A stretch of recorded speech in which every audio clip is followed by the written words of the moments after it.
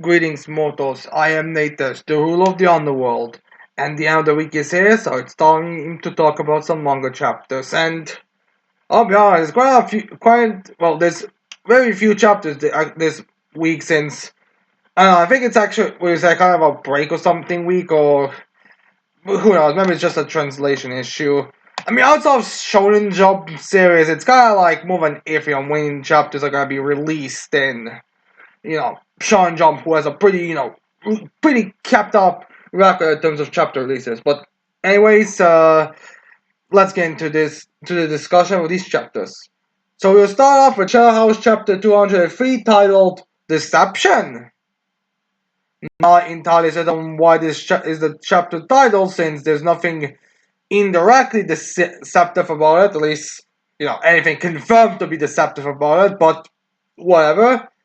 So we start this off with Kate and Thomas seeing each other, and Kate is obviously panicking about that, while Thomas is looking at her intimidately, but then suddenly goes into, "Oh, hello, young Shadow Miss Fairy. Are you here to help me?"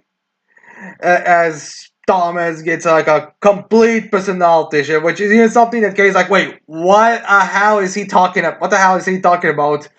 As then the ones who were in hiding also like, "Oh, Thomas, you're the previous what's the position called, the previous adult residing over the children's wing, or the whatever." And then we have we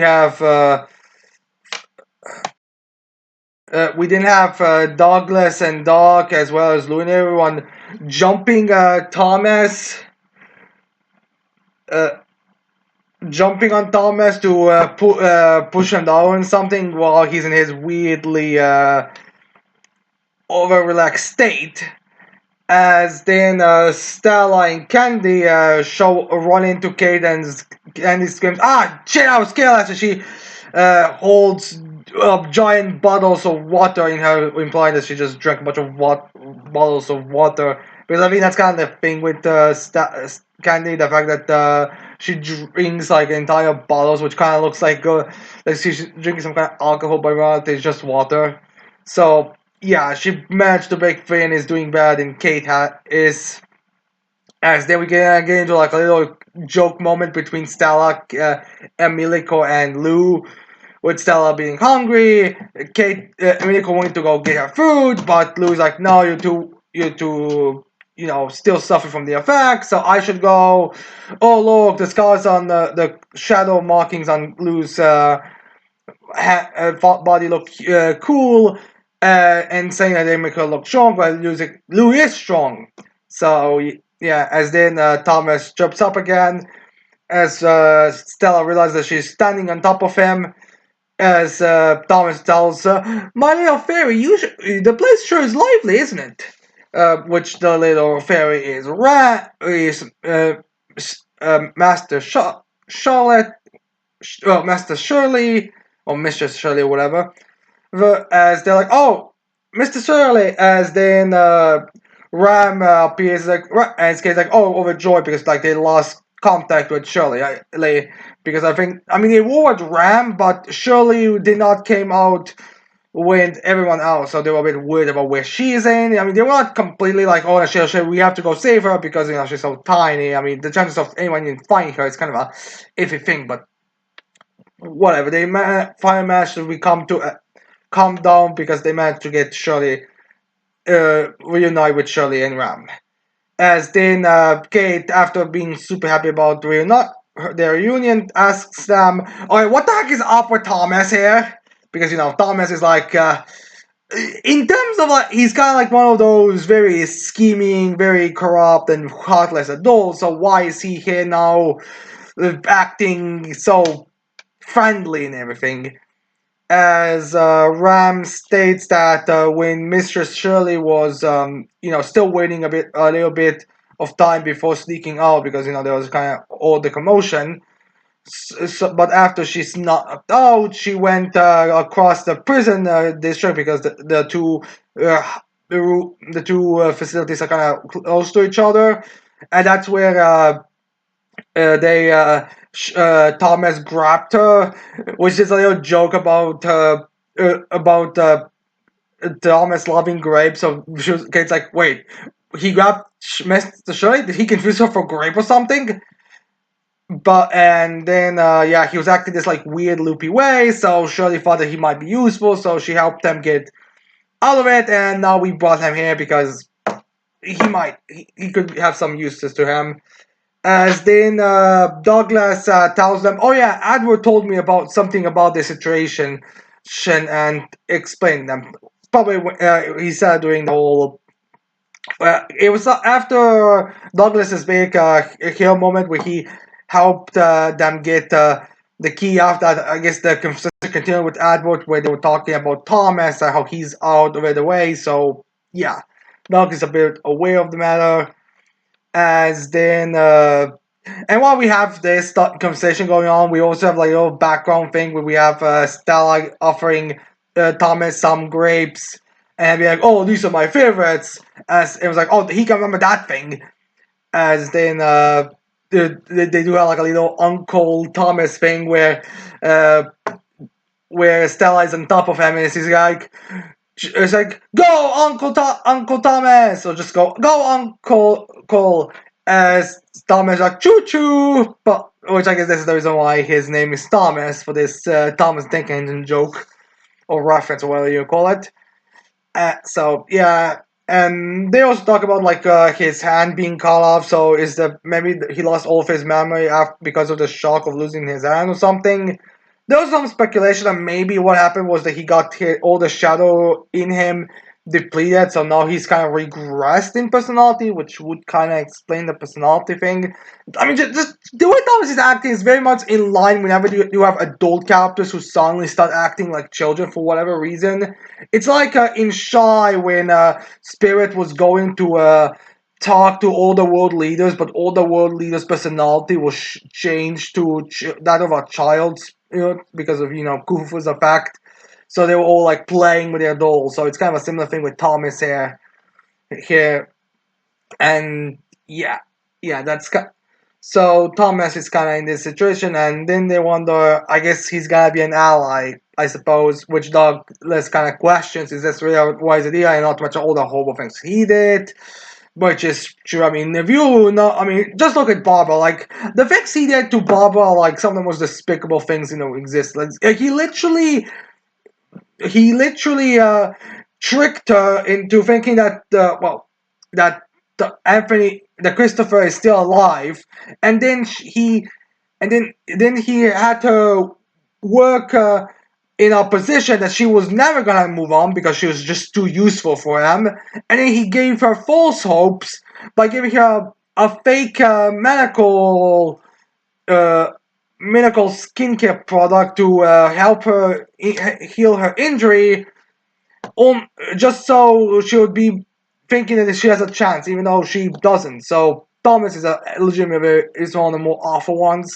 I mean, I'll probably say, okay, the Star Bears are the third floors are just meant to be sadistic individuals, but we don't really know them that well.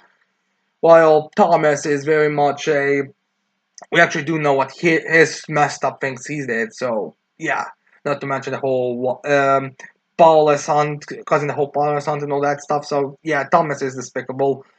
So it's kind of a weird. So Doug is a bit questioning about that, but Kate says, "Oh, and you told her didn't do awful things as well, huh?" Which Douglas just submits like, "Yeah, sorry." So yeah. So Thomas is on the team, which okay, I was kind of skeptical about 20 chapters is all that there's gonna be for Shadow House, but this kind of is starting to make me worried because how quickly we dealt with this situation with Thomas. So though, again, we have to see where this is going because like the thing is, I was kind of expecting Joseph to send someone to help Kate, so maybe giving Thomas a opportunity to redeem himself in the third floor's eyes might be what they're going here with this.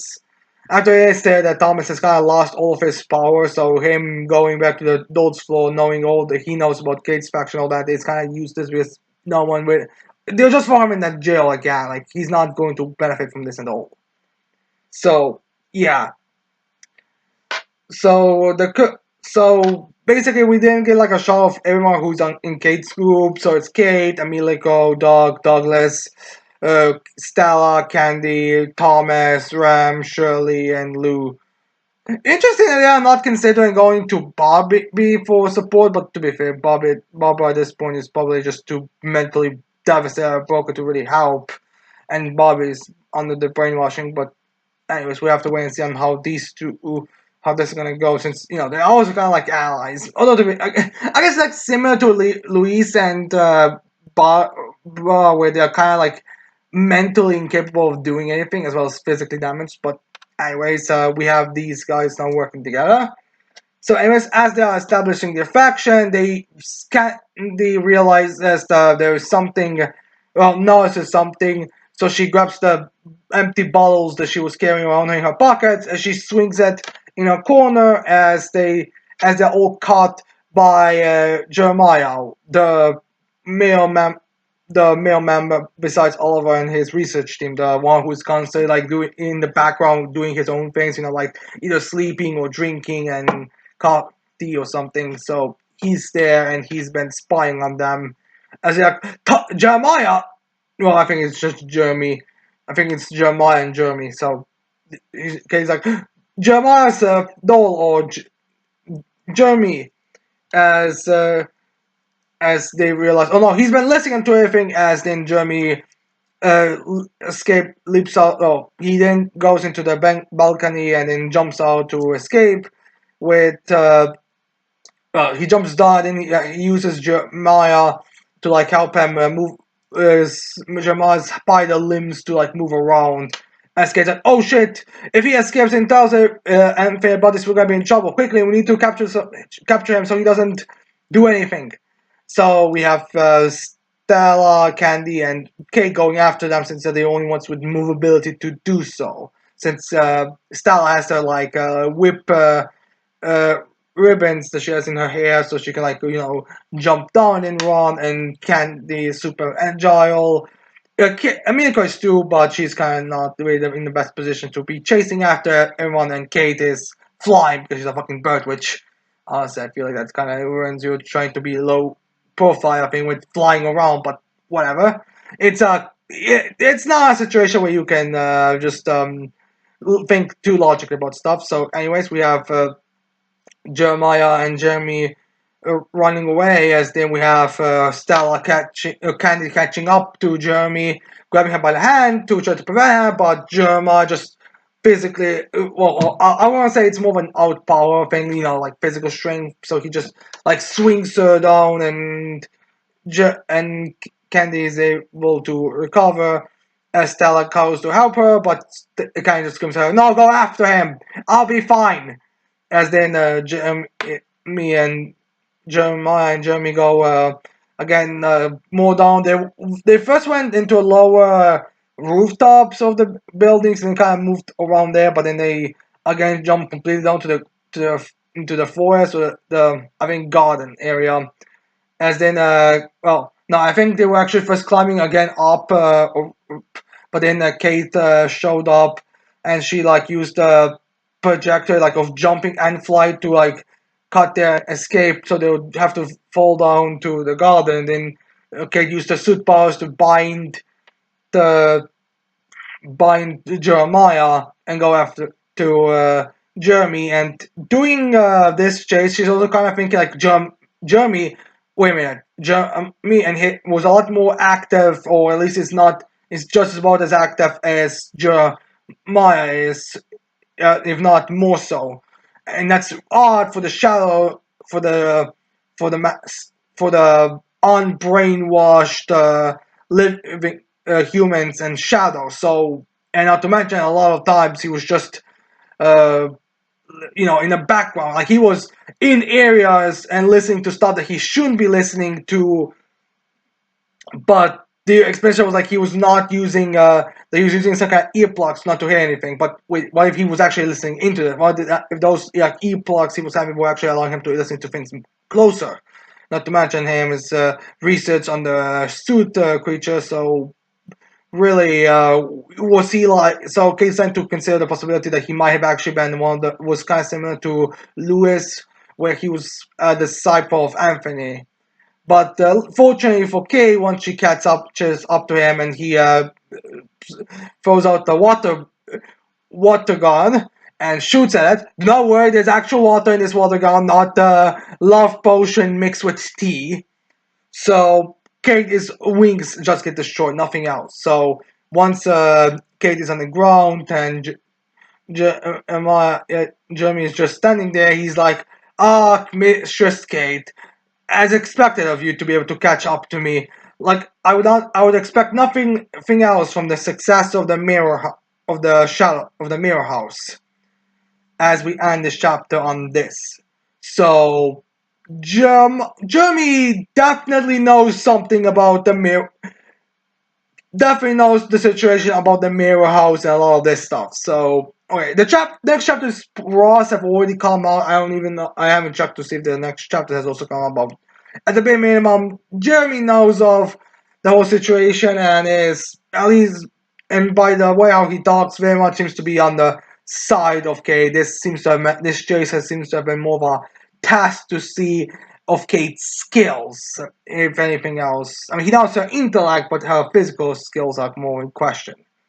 At least that's what I'm going to assume is going on here, and the reason why he was like chasing after her, since the way he says the rightful success or the success of the Mirror House kind of implies that his money is more on Kate being in charge than Anthony. So yeah. And yeah, so we'll see how this whole thing unfolds. I've seen some people criticizing that it's kind of a little too lighthearted, but you have to remember we literally just had like a biggest despair for Barbara and Katie mentioned a few chapters ago. Not to mention the sadistic nature that Anthony has his Jews. So this might have just been to like calm the situation a bit more, but whatever. If you think it's too comical, I will not argue with you on that. But yeah, anyways, now let's go into a series that actually deserves to be comical, and that is "'Tis Time for Torture Princess," chapter 246, titled "Torture 246." Ironically enough, the meal that she got this chapter is more of a concerned mother than anything else, but whatever. So, anyways, we start this chapter off like where I expect this chapter to be, with Princess being coming out from the last chapter where Princess was given 100 yen or whatever to go buy her food, but she wasted all of it, so now she has no money on her second day, so she's just sort of stuck. So she's just sort of stuck starving to death, thinking about how quickly she's gonna have to submit them all to torture, so she'll get her dinner and all that stuff. As Axe is like, yeah, this is all your fault. Because he's not mentioning, oh yeah, this is so bad, sad. Maybe next time be smarter. Anyways, do you want to escape? He doesn't even point this out. I guess he just sort of.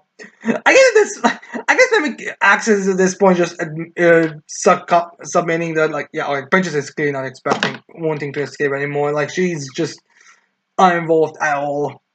But anyways, as they are sitting there and talking, they have someone knocking on their jail cell, as they see someone greeting them, as they are like, "Wait, who are you?" Because this person looks very much like Torture, but it's very clear old Torture.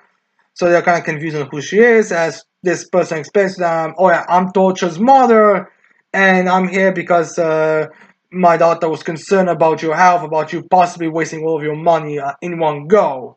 So she asked me to make some lunch and prepare it for you." I'm going to assume the reason why there wasn't a big kind of concern is because maybe Torch's mom is like at home. Is it a home stay mom? So she isn't really interacting with a lot of demons to begin with, and maybe because like no one was gonna, you know, because like no one and there's no one else that's gonna be there, so it's like fine if like one person just shows up to give lunch and leave. It's kind of like if it's kind of like if Princess just ordered a meal or something. But regardless, Torture's mom is there to say that she was called for it, and she made Princess just a couple of bento boxes, and Princess is very happy how well Torture knows her, And they're like, but wait a minute, if she knew I was gonna end up in this situation, why the hell didn't she just give me 200 yen as the extra substance says? Because you just waste it's the double the much you already wasted. Probably ate the half and then ask for another round only to fail again because you already will fail after the first one. So yeah, Axe knows why, but Princess doesn't seem to be aware of it at all. So yeah. Anyways, then we have the two of them. Dodge mommy happy that she met the princess. As then we have princess eating the fruit bento, and she says it's like super yummy. As which surprises Dodge's mom that she is eating so quickly. As then we cut away from this, as we have Torture talking to her mom, and she's like, "Yes, thank you that you delivered the food to Princess." As then Torture's like, just mom's like, "Yeah, it's yes, we had a little we gave her food, and she's very nice. I also told her a couple of cute stories about you, which when Torture's like, what cute stories about me? You didn't say anything embarrassing, did you?" As Dodger's mom's like quiet a bit, and then Dodger's like, "Wait, why are you quiet?"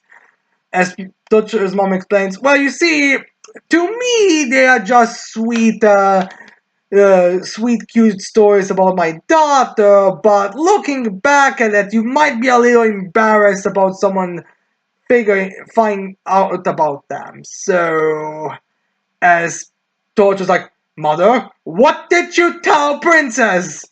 As then we go into like little two stories with Torture. Like one story where Torture got a new bike, and Torture's mom wanted to take the old one out, or like exchange the old one out, or just sell the old one. But Torture didn't want to let go of it because the bike is also her. She's also friends with that bike, so yeah. And then there's also like a little story about Torture's mom wanting to make Torture's having a habit of brushing her teeth, so she had like a little sticker thing when she was like 3 or 4 or 5 or whatever. As then she says, yeah, and you were still having that until you were 10, so like you were, using this something that's meant for kids to your, more child years. Well, she was also still a kid, but it's something like you begin things by like regularly brushing your teeth, but then you kind of go all right after a few years, and she was still yapping and way it's not usual. So yeah, I thought just a bit embarrassed by this, but anyways, these stories are more cute and heartwarming than too embarrassing. I don't think many kids probably have similar stuff anyways. At least not it's just kind of embarrassing in retrospect than anything else, but I suppose if that's it and everything's fine. As then Torture says, "Oh, I'll hang up now." As then Torture's mom goes into a dialogue about another story, where she's like, "Oh yeah, there's also that story about you and your dad." As then Torture starts it on, and as soon as like Torture presses, she realizes, "Wait a minute, what do you mean about?" Wait, she said something that's so embarrassing. Like she's like because I'm not sure if this was a different word that just starts the same way as a diaper, but Torture's now thinks, "Wait a minute." Did she was there an embarrassing story about me in a diaper or something? And then Dutcher was like, okay, I don't want to. I don't want to know. I don't want to call her back to find out what she was saying. I think I just better go take a day off because she doesn't know. I mean, Bridges right now is just in her dungeon, well, in her cell. I'm so happy I'm gonna see Torch tomorrow, because everyone's kind of back to work. And Torch's like, yeah, no, I'm taking tomorrow off. I can face her immediately after that story with whatever Mother was talking about. No story that starts with a diaper is gonna be good, especially with the context of the previous two. So yeah, Dojo's having 3 days off. Yeah, that's what happens when you have your parents visiting your friends or your dog children. They don't always compare Torture to Princess's mother, so it's not that hard of imagining that we have this kind of scenario. Anyways, with that out of the way, it's time we talk about peak fiction with 100 girlfriends that really, really, really, really, really, really, really, really, really, really, really, really, really, really love you. Chapter 191 titled Rentaro's Family Flowing Somen. Wait. Only 9 more chapters and we're at 200. Oh, the special is gonna be crazy. So yeah, anyways, we start this chapter off with already making us excited with our fan service chapter because we have all of the girls. Well, we don't have all of the girls. We only have a select few girl fans. I think it's the one that don't usually get fan service, honestly, except for Hahari because we need the Hahari fan service and more as well. Okay, the ones who are necessary for fan service and the ones who are more unusual, rare for fan service moments, we have all of them in a taking a big bath. They're all happy, like, yeah, this bath is so relaxing, and yeah, so great, yeah. And then Kurumi's like, wait a minute, we came here to eat soba noodles. Why are we taking a bath? Furthermore, why is there a bath for customers in a in a restaurant? Because that's the original purpose. They came for summoners. It's a little like tax that's from the for first. So it's like, wait, why are they doing this? As in her eyes there, and she's like, "Wait, they said we need to do that. This is necessary for the process to work great and all that." As Iko's like, but maybe it's like a thing where so many noodles taste better after a hot bath, like milk or ice cream and stuff like that. Where it's like the taste is somewhat better after like one of the hot baths. So yeah, they kind of think that yeah, that has to be the reason. Yeah, I mean that makes sense. I mean it's a little weird, but I guess it's logical enough. But then, well, one we find out this is made by a serious corporation. The ones who almost killed May and why am I blanking on their name right now?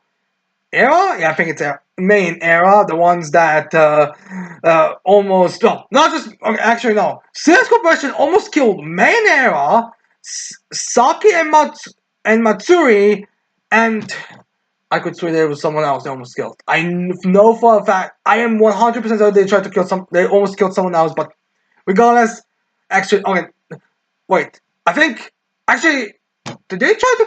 They almost kill May twice. Now I think about it, and they were made that like I think it was like one of the first like big bath chapters where they were like being sent Griffith split over and May was like stuck in a freezing cold pool and she couldn't move her body at all. So I think it's like so regardless, they almost killed multiple girlfriends. These people, I'm surprised, were not beaten to heaven like shit by Renta at this point. But yeah, anyways, as you can imagine, this serious way of eating somen is ridiculous because basically they're put into like a big, okay, they're given. I'm assuming they're given swimsuits because I don't know why you would not already be suspicious of them saying, "Oh, by the way, have swimsuits on." If it's sat on the tack or something, whatever. As then they go to this they go to this to their where they're supposed to eat somen, and it's like a giant I kind of want to say whirlpool type of thing, but they're not going to middle. They're kind of like in this like pool where it's not a big one. It's actually kind of seems to be like 4 regions or something, where they're like being spin around and need to catch somen while they're being in this soup, which makes me question what this soup and what the liquid they're eating is, especially considering what we learn later. But whatever, they are need to catch salmon while they are being spin around the entire place. Which, funny enough, Chio's actually a bit happy or at least calm about the situation because, uh, well, for one, Kusui makes a little joke about how this place isn't really good for table manners because we basically have to grab stuff randomly and Chio isn't really having much of an issue with this. Also tells Kiso to stop with that face because she's doing like the sour face. As Chio's reasoning is basically because it reminds her of when she had a conversation with her parents with her mother, which funny enough she's actually a lot older than she's usually depicted with her mother. Kind of looks like a bit before the story, maybe a year or two, but I don't think it was as there how long Chio was with her mother when her mother died, but whatever. where Chio remembers that she was eating like so many noodles, and it kind of had like and it was kind of a similar structure with like one it was like a plate and like little more and then like a little, I'm not sure what the proper term is, but there's like a little bit to make some air one part of the food a bit more in the middle. Maybe it's like supposed to be like a sauce in the top, so they have like its private thing. But anyways, she remembers that, and she kind of made the same comment about like how it kind of looks like when she sees so many noodles the way it was designed. So she kind of remembers that, so she's a bit happy about it. So yeah. Anyways, then the characters look are kind of interact, as they notice that like there's like a little tornado in there, as Shizuku says, "Help! Pray help! Pray help!" And Zetsu grabs her and also, "Don't worry, I'll be holding her." How did you even end up spinning this like fairy tale way? As Suzuki tells her, "I am too light. I literally go into pools and I just end up spinning around too much." And it's like, you were like, oh, even more fairy tale aspects from you. So yeah. Anyways, then we get to a bunch of girls like struggling to get noodles. Like Sui's having a hard time getting noodles, and Akko does the Russian thing about in Mother Russia, you don't take noodles. Noodles take your sticks, your chopsticks. There's I think there's also a couple of other girlfriends that are having trouble. Unfortunately, Nani doesn't have troubles getting noodles because of her proper lady upbringing. She's able to catch them with no issue at all. Which makes me kind of think that her mother has been raising her to catch noodles in these kinds of areas. But whatever. Um, then we then we have May also being able to catch noodles because she's basically one of the better ones, and not to mention that she's already able to sense stuff supernaturally, which is something that she brings up to it. Like I ask May how she's able to catch food or catch the noodles, as May just tells her, "Oh, I'm just sensing the vibrations of the water and sensing where they are, so I'm able to predict their movements." And her tells her, "I can't do that. My power level isn't big enough for that type of stuff." Something tells me if they were girls, they to catch you would be catching them left, right, and center. But whatever. Anyways, then we have Mai trying to copy May because she's her big sister's little sister, but unfortunately fails miserably with giving us a nice little ass shot. Thank you, man. Your sacrifice was worth it. So yeah. Anyways, then we get to a part of the chapter where we have just a bunch of girlfriends like showing their gimmicks about catching it. Well, at least most of them. Like Momoha is just like is drunk of it. So when she sees like two boats, just kind of is remembered to one of those boat races that she was batting on once, and she's going, "Hey, number five, go, go, go! I gave my money for this." But then she, in her vision loses. She's like, I fail. I lost money again. Why do I always bet on the one that fails? As Nai comes on and comforts her. There, senpai, there. You didn't lose any money, you're just confusing them. But anyways, then we have like Kishika using her swordsmanship to capture some food, to capture some noodles. We then have Akko Sue catching some two strings of noodles. That's like an 11, which makes Akko happy. Actually, I think that was like a little earlier, but I'm just mentioning it now. As then we also have Matsura like catching some, and she has like some like in a way that you do a yakisoba, but as they're like, you better not turn the noodles into yakisoba. As then as then Asumi also catches some, but it's only a single strength, so she's like, death by desolation! As much more confident, like, hey, you can have mine, you will not die of desolation.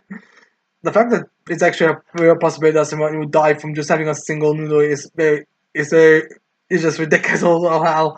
But on the more ridiculous things, then we have like Kiki, um, catching noodles normally, but then she's like, "Oh, I'll put them in this sauce than the previous one," which is like that's not really weird, just a preferred difference in taste.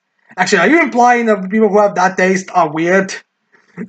because like like that's kind of the joke with Kiki. Like it's just it's that's the thing. Kiki's joke can be really effective, but it can also fail miserably. And this one I think is kind of like one of those that could fail miserably. Since it's like, oh, she does other things, it's weird, but it's not even weird, it's just a different taste. Are you implying that? But, I mean, it would be funnier if she actually did bring up.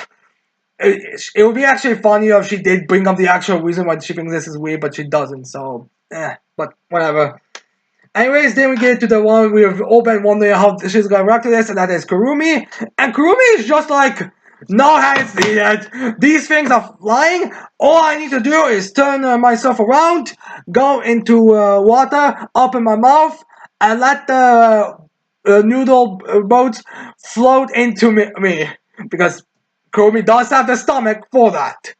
Pretty sure she's eaten bigger things than that in the same way. If I remember correctly, it was the bread that she had. Like she did, like this is didn't she in like one of the spoiler chapters literally just see, I can eat that whole loaf of bread, and she like just like so she's able to eat this way, and Nadi's and Nano's is like, this is such a efficient way to eat stuff. I will join you. So she goes to eat, but Mimi doesn't approve of this because she's too beautiful to be eating this way. It's not, it works with Kurumi, but not with Nano. So Mimi's just like, if you want efficiency, then I'm just gonna feed you. She like grabs noodles and then ducks them in sauce and then just feeds Nano and says, yeah, this is also efficient. So Mimi is feeding Nano. Then we have Iko be like, great idea, dear Kurumi, we shall do this. We will eat it noodles this way. When the whole boat that they are on goes into your throat, it's gonna hurt, and then you're also gonna have the boats hitting you in the head. Not to mention the pressure from it coming is also gonna hurt your body. Going against the turns also gonna hurt your body. As then the Eco also tells Rin, no one wants vulnerable. Do it. And so he's like, molto valento! And she slaps Iko's butt. And they're just doing this for a while. And Saki's like, these two have issues. Because, like, I mean, they all have issues, but this is like one of those times where you're like, why? But yeah, anyways, then we have Tama using. Then we have. I think we. I think we have one girlfriend then catching noodles with their hands. I think it's actually Momiji. She's like flying in an attempt to like get to like to get the groping sensation, but then she catches a few of those noodle strings. Like, oh, I caught two. As I'm like, oh, maybe I could do this as well. As Tama goes all feline on the asses, and then she catches some with her hands. And then Saki praises her as Tama then says, I can catch some for you as well, as Saki's thankful, and she gets a couple of noodles from her, but the issue is that Tama was just focused on catching them, not really giving them properly, so both of these noodles just fall into Saki's eyes, which then causes Rin to think, oh, you look like you're having parasites inside of your head. So yeah. Anyways, then we have Era being like, I'm not be as graceful as Momiji or Tama were, but maybe I could do this as well. As she then goes to kick the noodles, and she does manage to kick them to May. I'm assuming that May is just gonna use this to give to Haha or something. But then unfortunately, the gravity and the whole full pressure kick into the air causes air to tilt over, so we get a nice Brazilian ass sighting. So Momiji is very happy indeed.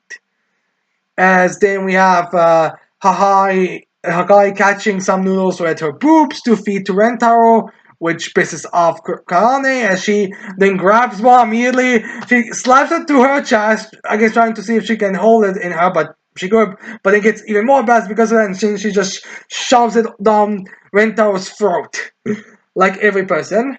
But anyways, then we got Kusuri, who is also having trouble catching it, so she's like, alright, I'll use Hakai's strategy, as she does her antitoxins, and she changes her appearance to 18 form, but as you can imagine, the swimsuit isn't designed for 18 herself. So it's kind of tight, especially in the chest area, because Kusuri wears like, she doesn't wear like a regular bikini suit. She wears like one of those like kind of short shirt type of swimsuit.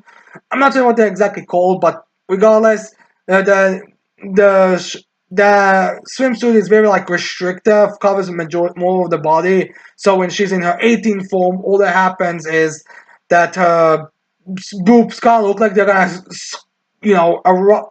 squeeze down or get out, which the Yaku knows is like, no, this isn't good. You're gonna squeeze, they're gonna come out.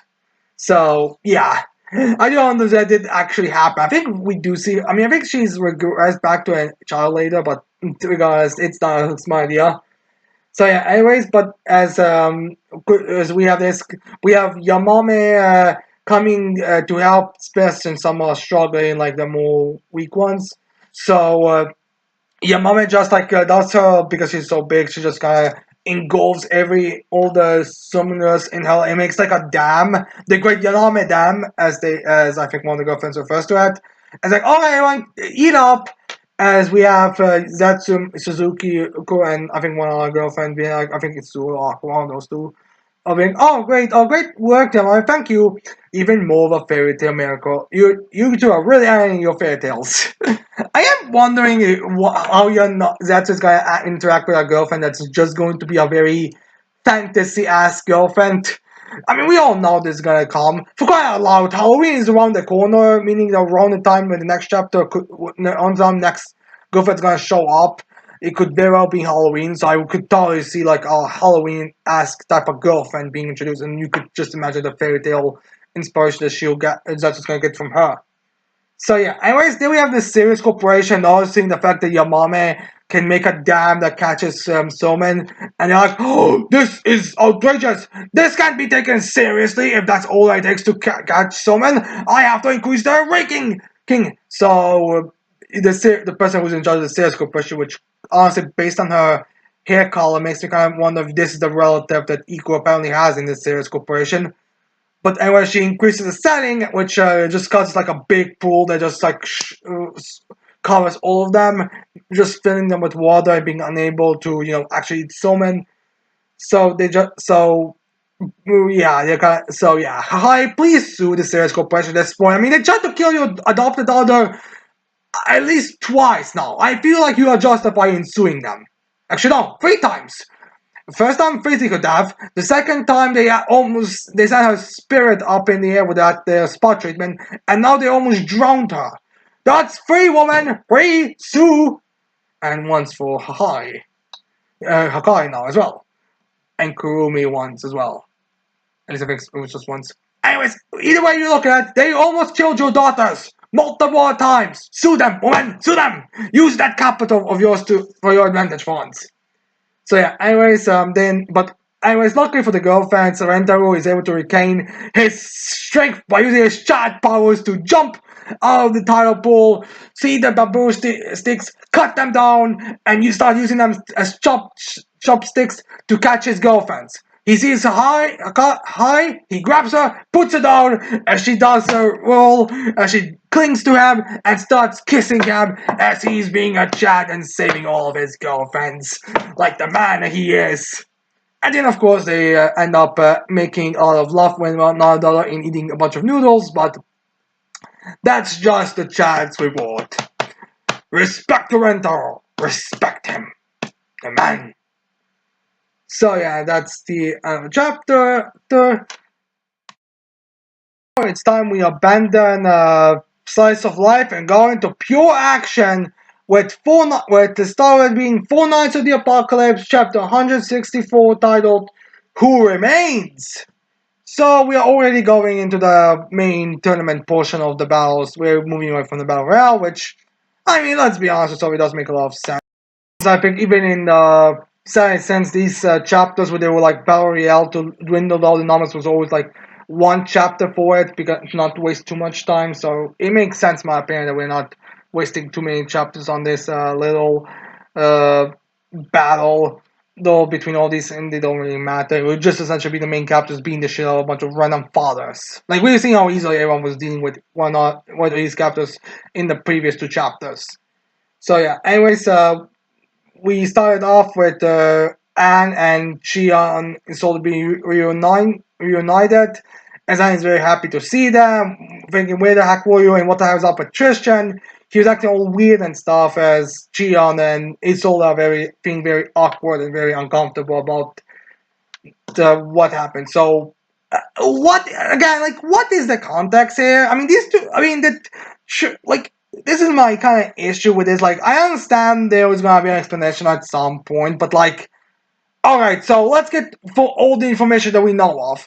We know Gawain had to have separated from. Okay, Tristan's platoon and Gawain went into Camelot. At some point, Gawain split up from them. Not certain if she either just met her father and decided to stay there to get information, or if she got captured or what. Or we know that she wasn't. We can assume that she wasn't captured because I feel like there would be a little bit more restrictions put on the ship if she was present. But then with Tristan, he apparently had memory changed and created some kind of illusion, but apparently Beltreppa didn't know about that because he was first. Wait a minute, isn't that one of the four knights?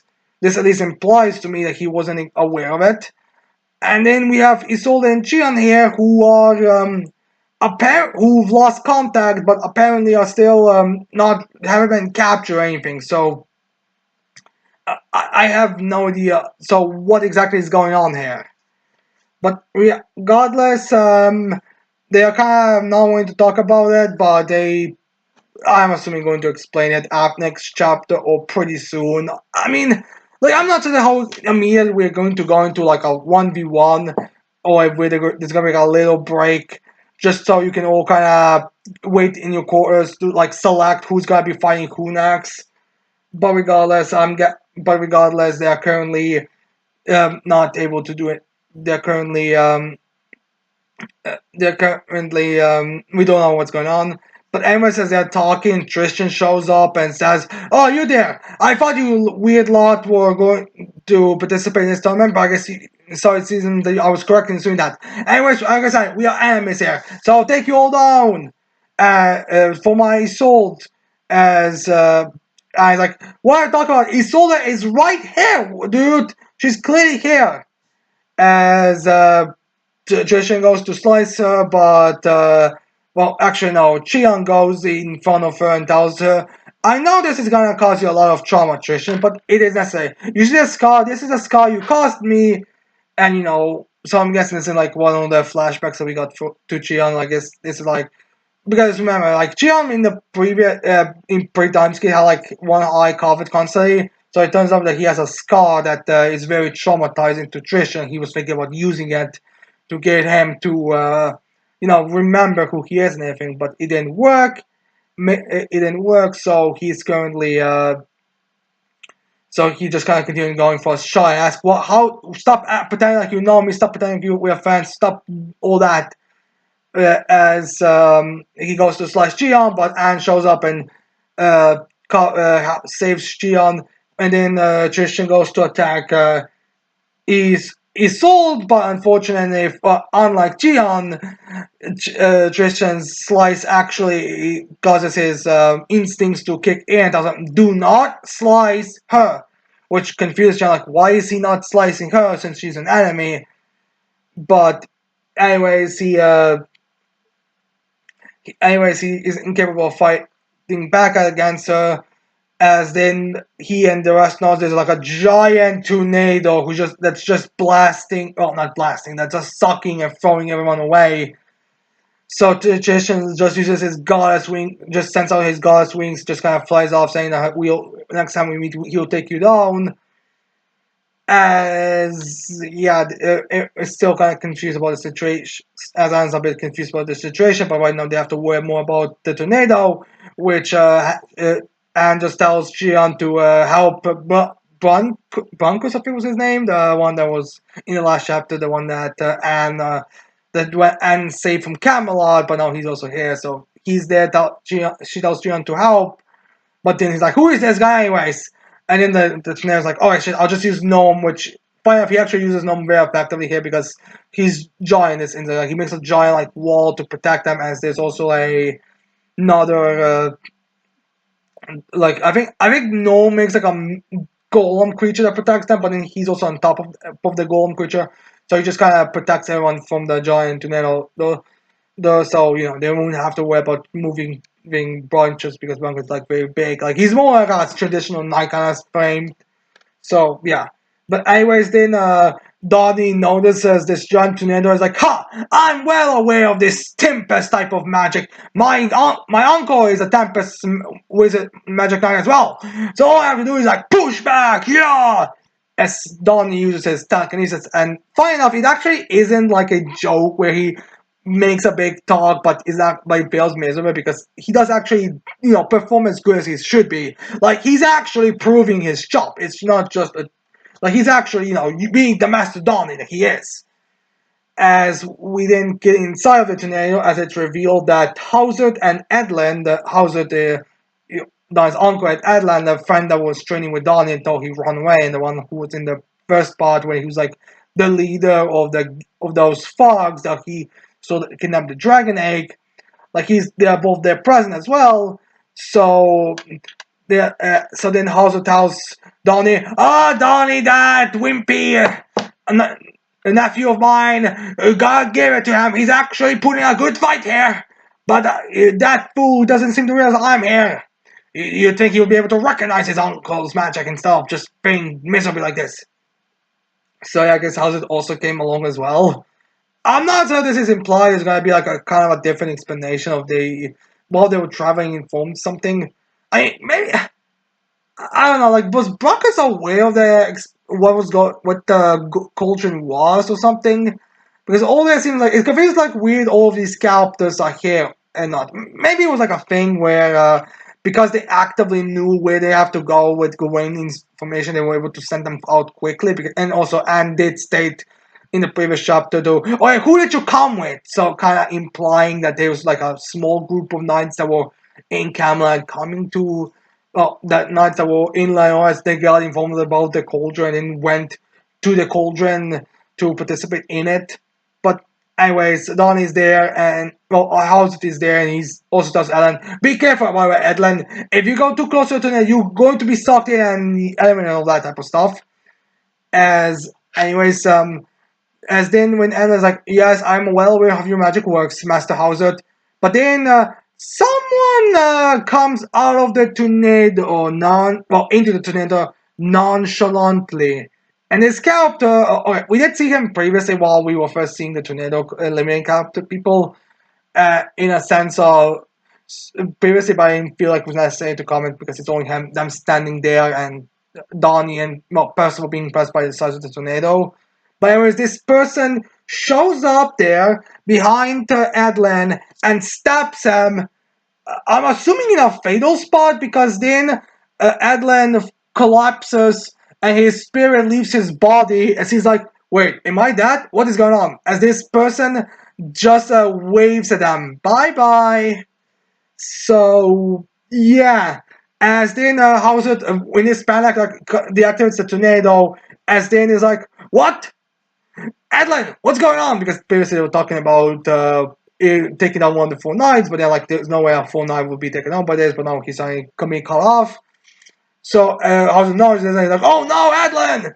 As then Percival immediately shows up, oh no, quickly, because again, like this person and Percival were all kind of next to each other, so Percival noticing this guy, so Percival was close enough to be, oh no, quickly, I have to help Adeline as Percival shows up and is like, "Don't worry, I'll heal you and or bring your soul back." So Percival was able to bring Atlan back. I'm assuming it's like a thing where I'm not sure this is like master.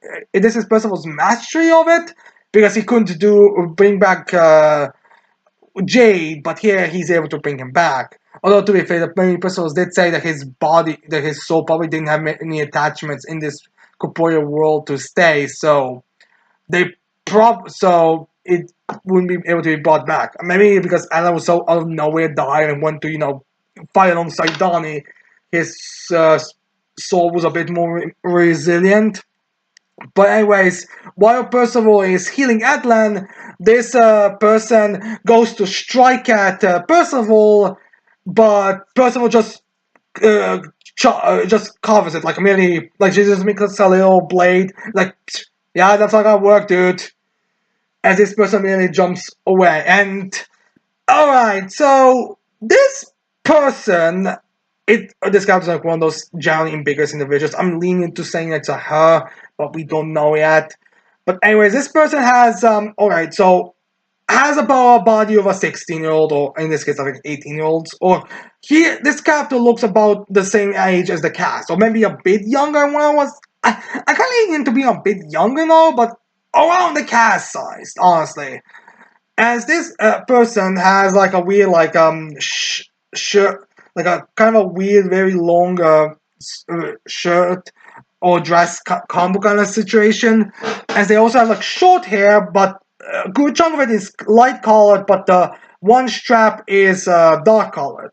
They also have like a weird, very weird snake-like eyes. I want to say like very inhumanoid eyes, so very off eyes from what majority of humanoids have. So I think it's safe to say this person is not a human, or at least not a full-blooded human. And they also have a little bit of a tongue thing going on with them. I think it was after they killed Adlan, where they were like, la. So, alright, this is a pure conspiracy theory, but I think this person might be some kind of relative to Melagalant, to Melascula and Galant. Well, my reasoning? Well, simply put, there's very strong similarities between this person and Melascula.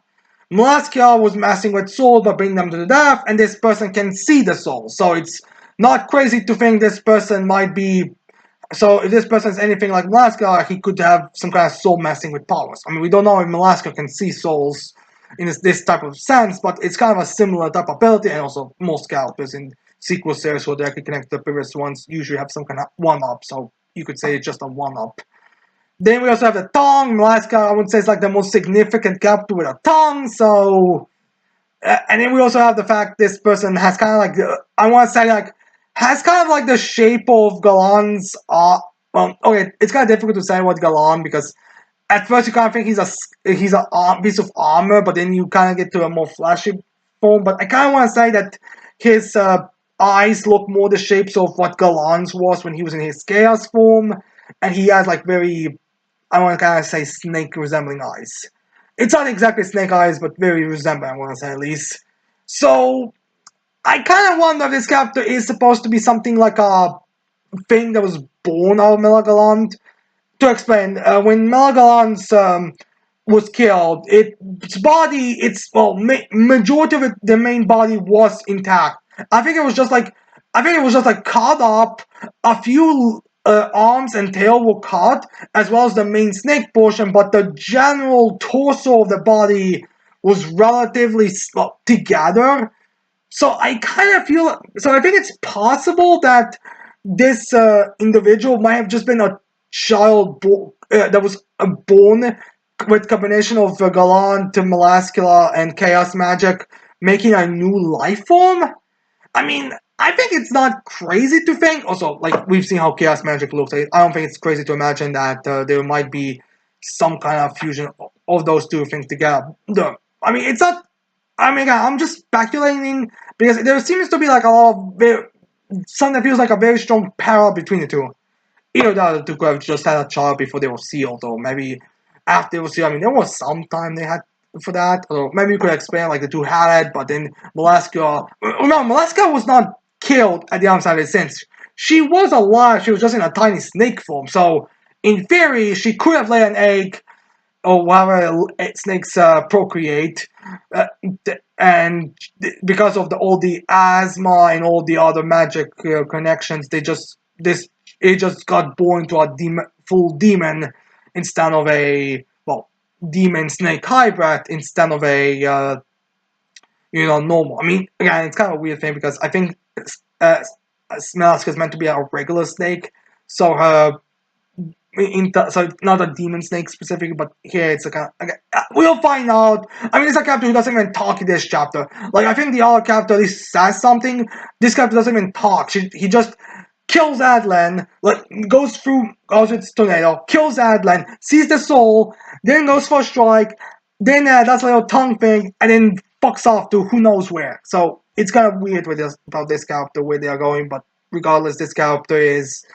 I'm definitely curious to see if this character has some kind of connection to Melaskal and Gallant. But yeah, anyways, after this child disappeared, we got into Gawain, who's just like obliterating all the enemies. Like, the others are kind of doing a little bit more subtle, but Gawain is just like in the air, just saying a bunch of missiles and everything, and everyone just knocking them all out. As then she goes into one area, then she hits it, but then the person from that smoke just kind of like, bring it on, bitch. As then Gawain gets enraged by this, and she uses like a very complicated spell, a very big common spell. I think it's something like maximum laser beams or something like that. And she sends down that person, but this person just no diffs it, be like, "Ha! Is this the best?" As this character, who also kind of looks like he's in about the age of everyone else, like, the main cast and all that. Alright, so this character has kind of strong resemblance to the Demon King. Like, not one to one. I mean, we have to probably compare him to Meliodas and Zell just a bit, but this character, he has like very light color hair, and I think the Demon King had a white beard and all that. So, I mean, granted, you could say the white beard was because of age, but you could also say it's because of just generally he already had that hair color anyways. I mean, I don't think demons age that. It's not that crazy to think, but because this person has very light color hair, he has a very similar outfit that Zell dressed as the Demon King had in his, like, I want to say final form. Well, not final form.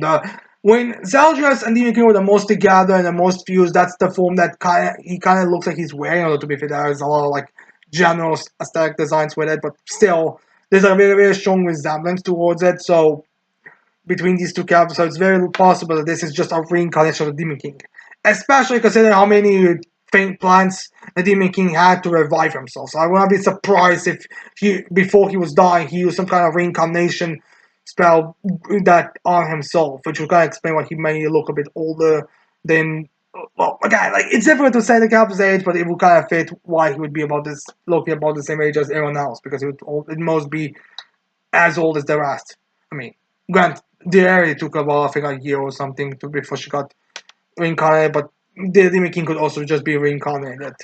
Carnation, but again, we don't really know. It's just known so that there's a similarity. And also, again, Melaska, pretty much the most faithful servant to the Demon King, and now you have a character who looks like a Demon King, with a character who looks like he could be a child of Melaska and Gallant, both being present. So, like, maybe it's just an aesthetic thing, but it kind of feels like these two might be connected in some way to Alaska and Galan to Enemy King. Again, it's just a speculation, but this is kind of vibe I'm getting from these two new characters, or these two antagonists of the arcs.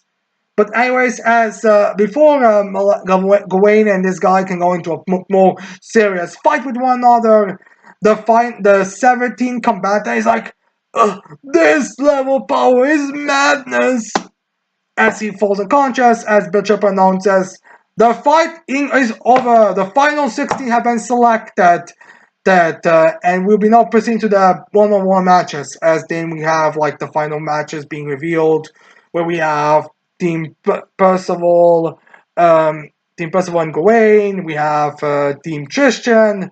We have Hauser, and I think it's Filio, the guy who fought Palgot in the beginning of the Leonis arc. The guy who's a child and wanting to be a holy knight inside his sins, but is now I think a ruby rank holy knight or emerald rank, everyone one two. Then we have the two characters who were showing this chapter. We then have the Audrey trio there, as well as then we see as the 16th character, who is honestly, I would just say Sam from Trick or Treat reference, because he has like a pumpkin he has like a sack over his head and kind of looks like like a scarecrow. I mean, we don't see this person like it's a very tiny panel, and some people do think it's possibly just Gopher because you don't see the arms and legs. I think, which I bring in the extras. It's revealed that Gopher's new bipeds are a little more distinguished. So it's possible it's like one of those things where it's just a Gopher disguising herself as Sam to infiltrate the group so no one knows because he can enter without issues. And also, it will kind of make sense when you really break it down. You have send a small group of people to go there, so why not send Gopher, who's already in Leonis? Tozer, the guy who is like one of the highest ranking Holy Knights. Then you said, okay, Bronco's a bit of a weird thing, but he insisted that he could go and Infilio was there because I think those two were trained together. It also makes sense. And then you have Adlin as well. So, yeah, and maybe some others who are just not gonna, who just won't participating in the fighting. But regardless, you have those guys all involved. So, yeah, we have some matches, which means that from the 16, we have 6 opponents, since I'm counting Tristan, Brainwash, current state, as well as the others. Now, as for some of the matchups, I'm going to assume the matchups are going. Now, next chapter, I think it's just going to be kind of a getting everyone down with information and probably to select who's going to be fighting who.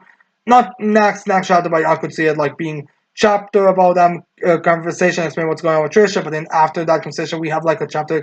We have the final pages telling us who fights who. So I could see like Donnie fighting Hauser in the first round to be like the big emotional fight of the first round, while Arsenal should just clean up duty.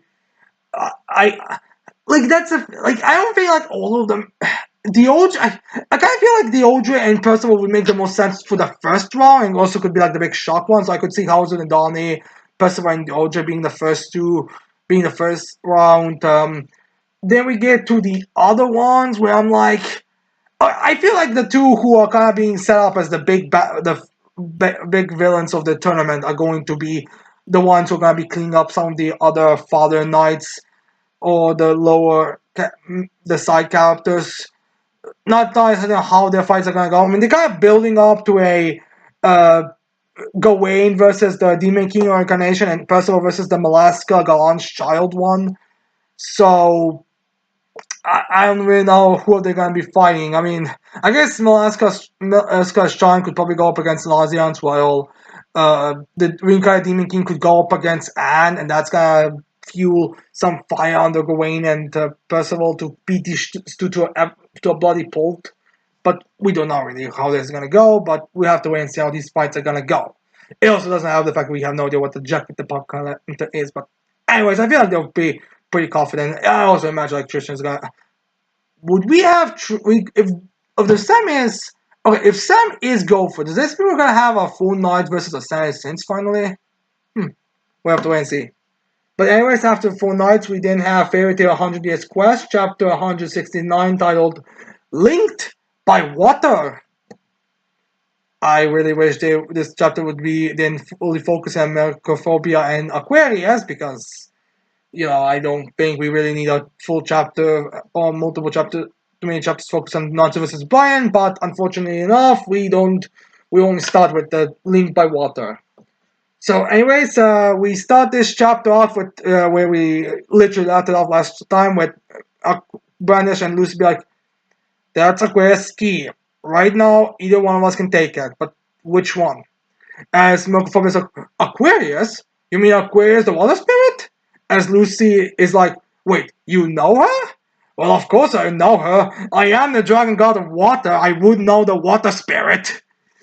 As then Aquarius appears from the key. I'm blanking if that's something she can do, although maybe maybe it could be explained with Aquarius just being next to Macrophobia and it grants her more power than she would usually do. Since I don't think this. Actually, I think the slasher keys can actually appear whenever they want, but I'm not entirely, or can instinctually appear if they sense their owners in danger or something. But anyways, she appears, which surprises everyone as Camille shows up and asks her, "Who is this woman, Macrophobia?" As then Aquarius is angry at Lucy for taking so long to get her because, like, I don't think Aquarius ever asked Brandish to find her. she asked Lucy to find her, which is kind of mean to do, but you kind of wish to really say, please tell Branch as well that I want her to find me, but whatever, Aquarius will not do.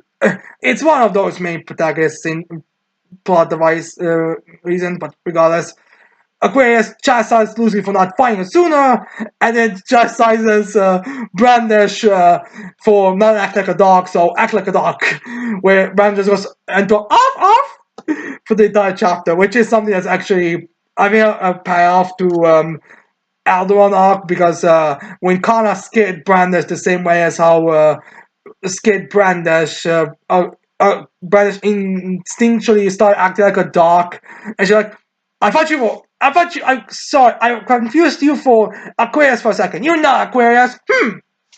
So it's like that type of thing with, so it's like that kind of thing with Kana.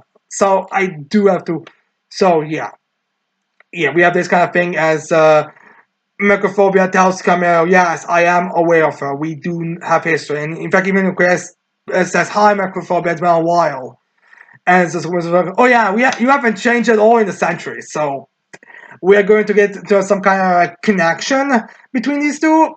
I'm blanking right now if we ever got an explanation of what kind of relationship Aquarius, it was out there how Microphobia got his views. I'm blinking right now. Was that ever directly explained, or was it just something like, throughout my years of life, I discovered that humans deserve to live. They are great people, so I decided to just rule them and lead them to a better society. So I'm not certain if this was ever directly explained on why, or the events itself, or if this is just something that he, or if this is just something that going to be explained. But regardless, Lucy and Brandish are shocked by this. Lucy being like, huh? And Brandish being like, ah. So yeah, I'm guessing focusing on this a bit longer to see how this is gonna all unfold, which makes sense. Like again, Microphobia is an ally when you really in his current state, so it makes sense they'll kind of explain a lot of things more. And unfortunately, this also means we're gonna be signing to the whole who gets Aquarius, but quite frankly, I could totally see Aquarius just be like, oh, this will make this easy. Brandish, you're my dog. So you're now Lucy's dog, which means that we live together now. Welcome to Fairy Tale, I suppose. What's that you guild you call again? Fairy Tale? Yes, welcome to Fairy Tale, Brandish. I was like, wait, you don't have the right to do it. I have the right to do whatever the fuck I want. Now shut up and your niece. I'm disciplining both of you two for being terrible girls. So I could sort of see something like this, but we have to wait and see, because right now we cut away from this, despite this being called a chapter titled Linked by Water. But whatever, we got back to Natsu versus Brian, where Natsu and Brian just kind of clash with one another and with Brian taking a few punches, but Brian being able to dish out as many punches on Natsu. And the fight looks kind of like Brian has a bit of advantage, and Brian even says how great it is being Dragonite. But then Happy's just like, oh, you shouldn't have. You should. They are a really big mistake getting Dragonite, my friend, because dragons versus not a bad thing. You see, dragon slayers are called dragon slayers for a reason. So then we have like an explanation like, oh, the scales melt, the fire makes them stronger, as then Natsu so you know what's gonna happen. And then Brian goes to eat Natsu's hand, but Natsu just as Brian's biting into him, Natsu just swings his just uses his firepower to blast Brian to the floor and causes Brian's mouth to like. But it looks appearance sake destroyed. Like it looks like he just busted Brian's mouth. As it Happy's like, oh no, not so you destroyed his mouth. I was gonna tell us where Ignia is, because that's kind of thing they were doing during this fight. That they were like, I'm not just asking where's Ignia, but Brian was like, oh, he doesn't even care about you anymore, so it doesn't matter. But now Brian is getting overwhelmed by it. And as Brian is getting overwhelmed, we then have Misfortune, a little fire cat of the Fire Flame Guild, appearing. And she's like, oh, Brian, looks like you can handle this on your own. I guess I'll have to assist you. as not like, oh, another one. Who is it this time? As then we another Dragonite. Who is it this time? As then Miss Fortune like, hello, witness my Dragonite stage. She does like a little, I think, sexy pose kind of thing, but it's a fire cat. It's nothing really. I mean, she hasn't even like Dragonized or anything. She's just kind of the same way she was previously. In fact, Hop even tells her, actually, you looked exactly the same, Miss Fortune. Oh, really? Oh, hi, Hop. Happy. Oh, hi, Miss Fortune. As not like she is. Oh, she's the fire cat of the fire flame that we meet previously. Then we have Miss Fortune. Yes, it's so nice to see you again, Happy. But you see, the thing is, I'm still out of the Fire and Flame Guild, so you're my enemy. So bye bye. So Miss Fortune, fire boo! As she flies into Happy, as she kicks Happy and sends them flying into the air, so they could have their little fight. I don't know. I guess Happy's gonna have a fighting moment for once.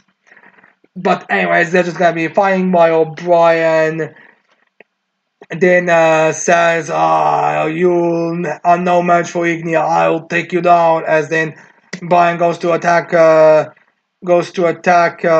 Natsu, but then Natsu just again slams him down and breaks all of Brian's teeth, and not just tells Brian, "Oh, good, you can still talk, so I can still get information from you." I was kind of concerned about losing information source. So yeah, and that's the end of the chapter. Again, like this chapter honestly kind of gives me the vibes of being half done. Like it was like a deadline type of situation. Like Mashima was doing like, I mean, actually, now I think about this chapter is probably coming out when that rock is also going to be almost released. So maybe it's like a thing where he had to focus on the next chapter for that rock, so his chapter got less focus on. Because like I don't know, I feel like this chapter should have been fully like more focused on the Aquarius Microphobia connection, since especially in ending the whole Brandish Lucy arc. I don't know, it just kind of feels weird that we are focusing that we focused a good chunk of this fight on this chapter on Natsu versus Brian, especially since like alright, I know the Natsu and the main protagonists in general usually have someone else they fight who's a lot weaker than them, and it's mostly just there to have the characters do something. It's nothing new. It's Zonkro, it's Jacob, it's which and I'm definitely forgetting someone. I'm sorry, I'm forgetting someone right now. Which one was it? I mean, no. Well, regardless, there's always that one person who's just mad more. I guess you could also say, like, there's always that like one. This always happens. It's not even a fairy tale thing. It's manga in general. There's always like one guy who's meant to fight the main character that's supposed to be just there to show off and kind of like the rival or something. But before he goes to fight the main guy, but here I don't think it's very necessary with Brian. But whatever. Anyway, that's the end for Fairy Tail, and now we go into One Punch Man, chapter 205, titled Presence. Iffy. I guess it could be applied to multiple characters here, but whatever. So anyways, we start this chapter off by explaining Shiryu's shtick. Like in the previous chapter, we were kind of going around all of the Neo leaders and also those two who are Neo leader candidates. Now we have explanation for Shiryu about his philosophy, the one that he had during the tournament arc, as well. So, Gifted here is kind of showing off him like just casually dealing with these two. Like, and Shiryu being kind of disappointed that none of these professional heroes are really matching up to Saitama, being like, well, I guess I was kind of being over zealot with how Saitama was, but yeah, I guess no one could really match him. Which, to be fair, Shiryu, these two are characters who stated they were considered for the position of Neo leader, but they failed. So you actively know they are not as good, especially once you consider like Shiryu is legitimately the newest fucking edition. Like I wouldn't be surprised if in the next chapter one of the characters is like, you two, we gave you to test to see if you two could be Neo leaders. You failed them, and Shiryu, on the other hand, the one who has like the least basis on being a Neo leader, actually straight up from entering the competition, got into this position is more credible than you two, and he just broke our suits to increase your people's level because his strength is so high already that it was essentially too weak for him. So yeah, I will not be surprised if someone says this, but anyway, she was just kind of casual about them. He doesn't really like I think he just strips the cyborg sensing guy as Io back as the cyborg gets catched by a new leader called A. As he's like, oh, careful there. This violence is with this all this vigor, you could end up getting hurt.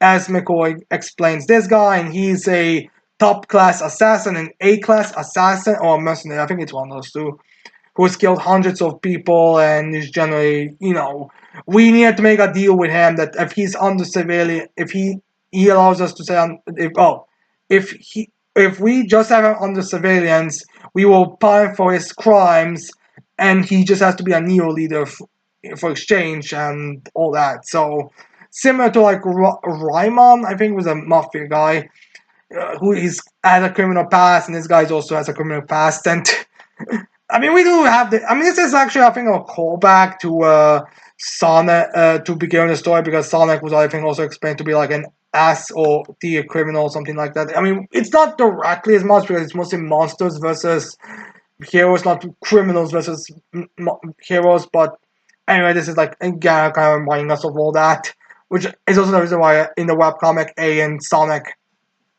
fight, fight.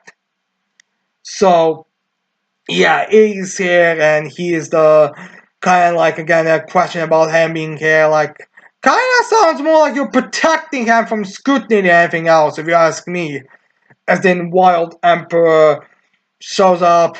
Well, I suppose the Hero Association also was incorporating criminals into their ranks, and if we do it right, he could very likely be a role model for future, so we could get more people in there. So I suppose I do understand the logic of having him, this A class mercenary, working for us and all that. So then we have McCoy saying, "Oh yes, as expected of you, Child Emperor. I can totally see you being a leader of the Neo Heroes in the future. You have high potential." Which kind of feels like it's like one of those we're closing up to Wild Emperor, and again we already know Wild Emperor, so I don't have to go over it. But we're gonna explain that the state is all of his reasons why he's the Neo leader and why he's the best and all that. As then we get into like one of those weird characters psychic? Are they communicating from some kind of weird device? What is the guy's communication process right here? Or are they just on a similar wavelength? Because Child Emperor and Second guy are now kind of talking with one another, as well as the second guy was also introducing himself as the intelligence officer, as he knew about, as he was asking why is A here, to like, which was also the cause for McCoy explain what the situation is with the deal is with with A or whatever. Was it the A, whatever. So yeah, anyways, as they have this, like we start this weird conversation as where I have no idea where they communicate, but anyways, one Emperor says, so I see where the funding for this organization came from. Between the criminals underworld's black market shit and the general corruption of business individuals and religious cults, it's very easy to see where they got their money. Not to mention the money from the idol and all that type of fandom popularity with from Bobby Gonza, and yeah, it's very clear. The question is how much of this funding is actually going to hero work, and how much is just another elaborate money-making scheme.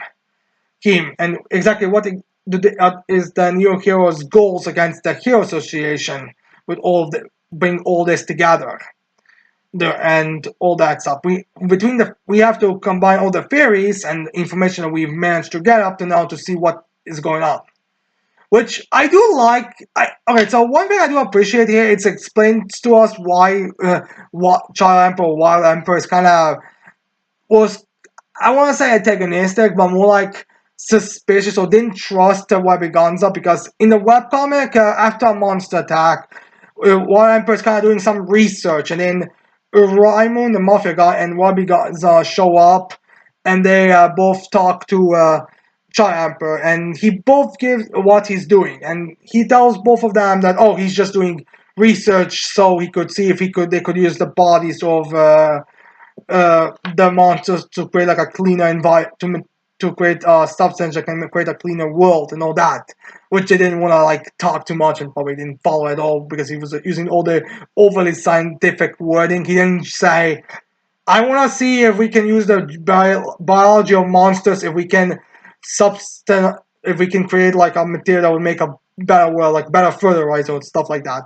He's going over the top with it, so I do like how I do appreciate how in this chapter it's explained why he's more hesitant to about YB Gonza, because YB Gonza falls into like the middle of the Neo heroes where essentially we have three types of Neo heroes: the S-class heroes who are more spies than anything, the ones who are heroic but are either don't like the hero association or look down upon the hero association, and the ones who are seem like to be completely following along the Neo heroes plots. Not to go into too much details, but basically, as class, then you get to a character who's gonna be in next chapter. Y becomes a Raiden and Excel and Shiryu. I almost forgot him, but then you also get uh, I, and well, the other ones that Child mentions in his panel where he's like where they got their funding and all that type of stuff. So yeah, it explains why the Child Emperor, while Emperor was kind of thinking along those sides for Wabi Gonson here because she feels like more connected than like Shiryu, who literally just got into this because he's too powerful. So, anyways, then Darkshine chips off. He's like, I have great honor in being the trainer for the Neo heroes, and seeing that someone can see me being useful for that type of stuff, which kind of surprises all the people from the S class, except for some like McCoy because he was working, because he was already informed on all this type of stuff. He's like, you just going to be a trainer? You, the guy who is pretty much the guy who even is you of all people. As Darkshine is like, yes, I don't think I'm cut off to be. I'm pretty weak. I think it's best if I just fight. As then we have like, it seems like the other ones. I'm not sure the other characters from Serious Association want to like get on their side, get him in on it, because the other one like Metal Bat, Wild Emperor, and Second God are clearly spies. They're spies for the Hero Association. But Darkshine is kind of the only one who isn't on the same table, on the same page as everyone else. He seems to legitimately just come here as a trainer. He was offered, "Hey, do you want to be our trainer?" And Darkshine was like, "Yes, I will take this role. It's better than being a hero. Then it's more a proper role for me than being a hero. I'm not cut out to be a hero." So Darkshine. So we have that, and then we have Metal Bat saying, Darkshine, you're looking so down on yourself. Then how can you inspire confidence in your students? It doesn't matter how much you train them to be a proper, to be proper per hero. How much you train them physically, if you yourself have no spirit to be a hero, you just gotta do the opposite. Which Darkshine is kind of like, because he can argue at Malbat, and Malbat does apologize for it. He was like, "Sorry, look, I'm not good at this. I'm a douchebag. I can relate. Your issues are clearly not the things I can help you with. I may know what you're going for, but I cannot help you. But I'm telling you that you better need to shape up, because otherwise things are not going to go good. Because otherwise you're just going to not gonna work out for you." Where and then after like Malbat slaps Darkshine, he's like, which is a sorry, nature calls, referring to going to the bathroom. Not that he actually got so scared by Malbat slap on the back that he got, shit himself, or if this just literally just a joke with him needing to go to the bathroom, or maybe he's just gonna go cry in the bathroom because what Malbat said is 100% true. As then we have second guy be like, should we have a mind mask or someone kick him back so he can recover? As then Mailbag just tells him, no, I'm well aware. No, Darkshine lost his fighting spirit, and this is an issue that only he can overcome, because no amount of like forcing him into it is going to help. So yeah, and as they are having this conversation, we still have Shiryu fighting these two and still being disappointed by these two's combat, be like, wow, this is all. Wow, this is so impressive. Like, I'm not saying you have to be as powerful as Satan, but Jesus Christ, this is so insignificant. As then we have the two guys being finally, getting exhausted because all of their hits were affected by Shiryu. It's like, damn you, oh. And then they are all both kind of tired. We have two people talking about, is there a disturbance? Is there something wrong here?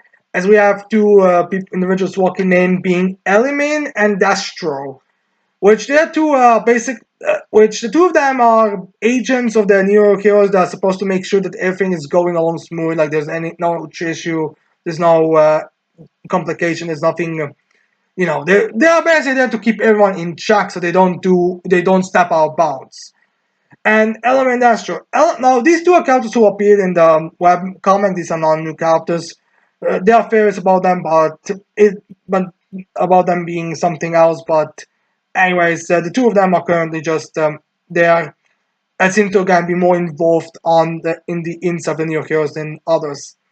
Now, Dastro is just a generic businessman looking guy, while Element is. Okay, this was a little surprised by a lot of people, but in the manga, due to the better art style, it actually is more clear that Element is supposed to be your generic business suit wearing woman. Like, she has, like, you can see her breast outside of her shirt, outside of her suit and all that, and she doesn't have a tie and anything. Like, it's not like full on display type of stuff, but you can tell that this is Element is clearly a woman. But on the webcomic it was kind of weird because you couldn't really tell because the art style is so significantly bad. Plus, I don't think there's any like direct mentions of Element being a woman, but here it's like definitive because we can actually tell them. So I am curious on how we're gonna see Element looking in the next chapter, because here we just kind of get like a shot of them like middle up the middle portion of the torso. So yeah. Anyways, these two we can't say anything. All you have to know is the reason why they are being here is definitely more to hype these two up than anything else. So yeah. Anyways, that's the end for One Punch Man. Now on to the final chapter of the week with Chainsaw Man chapter 179 called Vambagach, which is just supposed to be random nonsense that Chainsaw Man is talking right now, but whatever. So, anyways, after the aging devil gave Chainsaw Man some blood in the last chapter, we have Chainsaw Man being able to like bust himself back alive and back into action and still being alive, moving at all, but still having no torso, lower portion of the torso. As aging devil's like, all right, now let's begin with the contract. As Chainsaw Devil is not focused at all, he just goes back to that sign that he was getting with the blood. He'll be like, oh, bum, bum, bum, bum, bum. As Agent Devil's like, are you stupid? No, it's not the time for this nonsense. We have a contract to get to. You see, for every bite you take of me, a child dies. So if you don't mind, start eating me. If you understand what I mean. So, chop chop, you idiot. But anyways, as Agent is talking to Chainsaw Devil, we have Euro showing up. He's like, hey, that guy was trying to steal my kill. Don't you dare steal my kill, you fucking bastard. As then Asa shows up, or starts talking with Euro, be like, you blow up half his lower torso. He's literally just a torso and an arm flinging around. I'm pretty sure this is considered your victory. I don't think anyone is going to argue that you haven't won just now. But then you're always like, no, this isn't good enough. I still want more. And I want to make Chainsaw Devil into my weapon. And then once he's my weapon, we can free Danjin. Danjin will have the normal life you want. So it's a win-win here. As then Asa is like starting to question, wait, is this actually gonna work? Like, what is the confirmation about this? As you're just like, well, just like your famine said, if we do this, he's gonna have everything's gonna be fine. But your ass is kind of starting to question this, like, now I think about it, it seems like a really convenient and kind of picture perfect answer if you really break it down. So she's starting to also starting to be a bit suspicious about. I'm not sure if she's suspicious of family at all, but she's starting to kind of doubt this plan a bit. So, anyways, Yo wants to go for a shot, but then Asa takes over as Yo's like, "Hey, get me back control of the body! Come on, give me back control! Stop fearing me!" As then Asa doesn't respond, she just is like, "No, I'm not giving you the body right now." I also imagine that, and also I mentioned that you're also trying to figure out how these new arms work. As then you ask Asa, "Are you scared of me?" Asa doesn't respond, but you're being like, "That hurts, Asa." So I guess which I guess this means that like Asa in the last chapter was kind of starting to I forgot that Yor is a devil. So of course she's not gonna care about anything but killing Chainsaw Man. She destroys everything and just laugh at the destruction and everything. So Asa is kind of concerned about. So now we have kind of going back to being realistic about being scared of the devil. And Yo's actually kind of seems to be very upset about it because you'd think that the one human that is the closest to and the most connected would not be scared of her, but Yo is actually heard about her. Although that could just be manipulation by yours, by being like guilt tripping her. Really? We spent so much time together. We spent every single bath time together, and you still fear me? How hurtful! We are practically sisters, twins now, and you are scared of your own twin. She doesn't say that, but it's kind of like what she's kind of guilt tripping also over, which does work. And also, she is actually fine. I'll give you back the control of the body. As then he was like, "Yes, I'm making sure." Okay, man, shoot, shoot, shoot, shoot, fire, fire, fire, fire. As then I was like, "Wait, you tricked me!" As then you just shoots a bullet, a giant hand bullet, thumb bullet or something at the aging devil. But aging devil was just able to like, huh? As she stops the bullet, and he decays the bullet away as he sees that it's the war devil. He recognizes her. Like, oh, the war devil is here. This, both you and Chainsaw Devil are such children. I guess you do need to be, I need to teach you today you're not mature enough to challenge me. Which, if you remember, Aging Devil is a primordial devil who's basically like darkness and fallen devil. So I guess now, and from what we can assume is that he's stronger than you, the War Devil, and Chainsaw Devil. So, although to be fair, it's kind of how easily Chainsaw Devil was able to obliterate his arms, but uh, then we have War Devil with her children, and she's easily obliterating Chainsaw Devil. So, kind of weird that he's going to be intimidating now, but whatever. Quite frankly, I feel like all three of them should be about the same level, if I'm being totally honest, but for some reason, we have these characters being, for some reason, just changing who's the stronger one every chapter. But, anyways, we're gonna have to see how this fight unfolds between Aging Devil and War Devil. And I guess maybe Chainsaw Devil is also gonna participate in this because, I don't know, you might see that there's like they killed all the humans or something, that he can use their blood anymore for creating power again or blood devil again. But anyways, we have that's there in the chapter, and we can get hyped for the battle between the Aging Devil and War Devil in the next week. So yeah. Anyways, that's all the chapters I've read this week. I hope you like this video. I hope you leave your thoughts on these chapters in the comments below. Don't forget to leave a like, subscribe to the channel for more videos in the future.